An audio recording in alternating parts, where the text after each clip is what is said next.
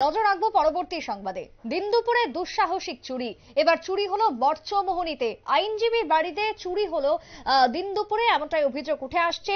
বিপ্লব ভট্টাচার্যের বাড়িতে চুরি। আইনজীবী বিপ্লব বাবু, তার ছোট ভাই থাকেন ওই বাড়িতে।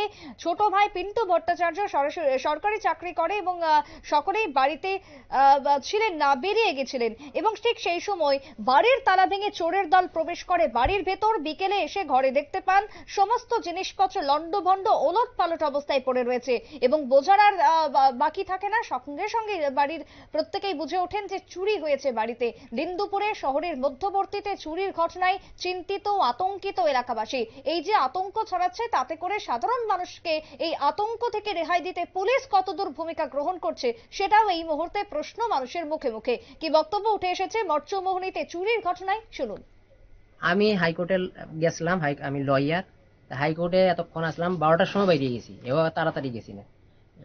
আর আইছি 4:15টায়। আইয়া আমি তো নর্মালি আমার গেট খুললে সেটা দেখি আমার ঘরের দরজা, সামনের দরজা তালা ভাঙা। তালাটা ভাঙছে না, কেজা দিয়া খুলে লিছে। পিছনের দরজা দিয়ে আমার কেজা দিয়া খুলে রেখে দিছে। কোন দিক দিয়ে ঢুকছে, কোন দিক দিয়ে বেরিয়েছে এটা বুঝানোর কোনো স্কোপ আমি পাইতেছি না। এরপরে আমি তো দেখতেছি আমার ছন্ন সারা ঘর, আমার মাথা তো সঙ্গে সঙ্গে সঙ্গে ঠিক নাই। আমি আমার ভাই আছে, ভাইরে মেসেজ করছি। মেসেজ করে সেইটা ওই ভাই কইতেছে তাহলে আমি অফিস থেকে তাড়াতাড়ি আইতেছি। হ্যাঁ আইলো, কারণ আমাদের বাড়িতে কেউ থাকে না।